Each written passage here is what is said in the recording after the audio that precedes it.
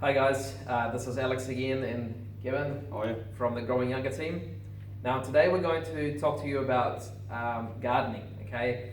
So the reason why we chose this topic is because me as a physio, I see a lot of you guys, a lot of patients who come to me with back pain, neck pain, shoulders, knees, all sorts of body parts that are hurting because of gardening. Now gardening in itself is not a bad thing to do, but it's just that the way you garden, there's certain mistakes that you could be making right now that could be placing you at high risk of injury. So it's very important now. It's summer, summer's coming, and a lot of you are getting out there, planting things, digging, tidying things up. So it's very important that you know how to keep yourself safe. So I'm going to talk about the 5 mistakes that are very common that people make in the garden and how to avoid them. And Gavin then going to cover the strengthening exercises, basically generally exercises to keep yourself safe, to get yourself ready for gardening. Okay, so very important topic if you want to keep yourself healthy. So first of all, I'm going to cover the 5 mistakes, and the first very common mistake that people make in the garden is they don't actually warm up. Now you can treat gardening as a sort of as a physical exercise, as if you were going for a run or play sport. Okay. You want to get your body ready for it, so you want to warm up first. Now it could be just as little as just going for a brisk walk, or even better, Gavin is going to take us through some warm-up exercises at the end of this video to show you which warm-up exercise are actually better for gardening so you can keep yourself safe. Number 2 mistake that people often make is you could be doing an activity in the garden like weeding, planting, harvesting, digging. You shouldn't be, whatever it is that you're doing, you shouldn't be doing it for longer than 30 to 40 minutes, okay? So basically make sure you keep rotating, okay? You do a bit of planting on your knees, then maybe you do a bit of pruning, a little bit of digging. So you keep swapping and have regular rest breaks as well. So don't just keep, kneeling on the floor on the ground for like 3 hours non-stop. And that's what I see a lot when people come to me with shoulder, back problems, is because I asked them, what have you done? And they said, oh, well, I spent a few hours in the garden. What did you do? I was just digging the hole like 3 hours or 4 hours, okay? So just that amount of time doing the same activity is certainly not good for you. Another thing that's very important, the third mistake is basically people with gardening, obviously a lot of it is happening down quite at a low level on the ground. So basically people tend to sort of hunch through their back, and they said do a lot of slumping, slouching, crouching, and if you do it a few times, your back becomes quite sore and weak. So basically, if you need to get down to the lower level, try and bend your knees and bend your hips rather than bend your back. So basically, that's the best way to do it, rather than having to sort of hunch right over like that. Okay.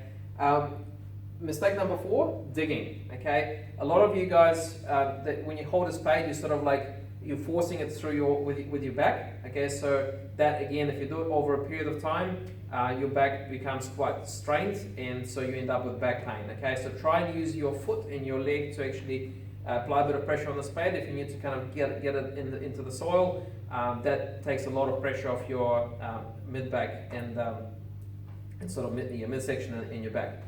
And the final and the 5th mistake is that some of you have bad knees. So when you kneel on the ground, you tend to kind of just put your knees down on the ground. So I would suggest you use some kind of cushion. You can find a piece of foam. So kneeling on the ground is probably better when you have some kind of cushioning under your knees. Kneeling could be a good way to avoid crouching. So it's not a bad position to be in, but just make sure you've got some kind of cushioning under your knees to avoid knee problems later on. Okay, so those are the 5 mistakes that said we're going to cover. Now I'll let Gavin take over and show you some exercises.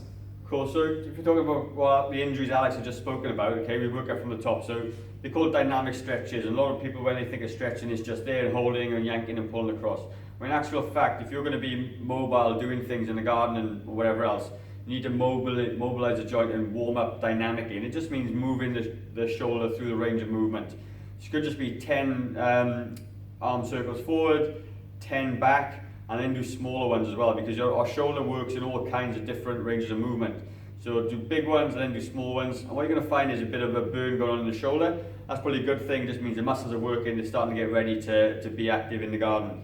So then if you're coming down with more lower back pain, a lot of us are quite stiff most of the time. And then all of a sudden we go to lift something and we're not mobile enough and then we hurt ourselves. So on a basic level, a good way is just a torso twist. So if you keep your chest up, a good way to do is put your thumbs into your chest and rotate from the sort of lumbar spine area. So it's not twisting the whole legs, it's just holding your hips nice and forward and then just gently twisting back and forth. And you'll feel your back start to, you know, pull and creak, but the more you do it and the warm up nice and gently, you'll find that your range of movement will increase, and obviously you get a bit more limber in the lower back area. Then you're going to move down to your sort of your hips and stuff, and if you've got sore hips, even if you just rotating the hips outwards, both sides, and then obviously inwards and inwards, and that is going to help the hips. Then you've got some just basic leg swings. You're just going to swing the legs back and forward, get the hamstrings and the hip flexors nice and warm. So you come across frontwards and then you come across the front of your body. So if your balance isn't very good, you can hold onto a wall. And you're just going to get all those joints moving to prepare you for what you're going to do in the garden. So then we're looking at, like I said, about lower backs as well. And talk about the correct lifting. So if any of you have like a manual handling course, you're going to know that is a correct way to lift something. And we get a bit lazy, and when we're going to lift something off the floor, we'll bend from the lower back, and then obviously the back will go. So I'm going to quickly demonstrate on Alex's view. There's two versions. One's a deadlift, so if you just come that way for me, right.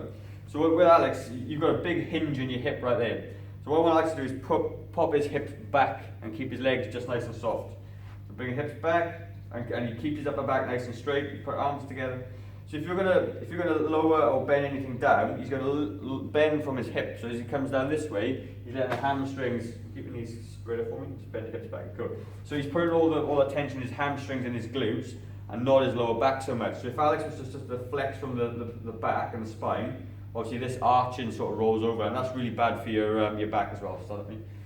Then the other one is just a deadlift pattern, okay? So when you kind of come down, you sort of double that up. So your hips come back, knees come down, and then you're going to bend the knees. And again, you can see the back is flat. So if Alex does it again, so two movements, hips come back, hands come between the legs, and he's going to bend the knees. Right, so as you can see in this position, his knees are behind his toes, which is a good position for the knees. And his back is nice and flat, and all the pressure and strength is in his legs. So when he stands up off the floor, he's pushing with his legs, and he's not pulling with his back, which is where most of the injury is done. Awesome, man. So I guess for most of us, you know, a 5 kilo weight is probably heavy enough for people anyway, unless you're lifting properly. So if something is more than that, then you probably want to do it together. So if you can imagine something in between us, both of us would come down, we'd grip her at the bottom, and we'd use our legs to carry and lift. We wouldn't do it lifting from the floor this way, because that's the first protocol. You're going to hurt yourself when you're doing it. And going back to what Alex said about the digging the hole as well, watch the video we did last week about core sort of stabilization and rotation. That would also be a really good exercise to strengthen the core, to allow you to dig as well. It fires up all the core muscles. It's quite cool. So that's pretty much it for me. The two main exercises you're going to do for lifting the garden, some warm-ups, and yeah, that's pretty much it, isn't it? So what we're going to talk about now is just quickly is that if you find yourself getting a little bit older, getting a few aches and pains, and you know you want to start taking care of your health now, you need come in and see Alex. Alex and I will do something that's called a Discover Your Inner Youth assessment. And essentially what that's going to do is it's going to try and work out your biological age. Because as we know, if you've been watching our videos, your age, calendar age is different to your biological age, and it's quite a big disconnect. So you could be a lot older in your body than you are in years.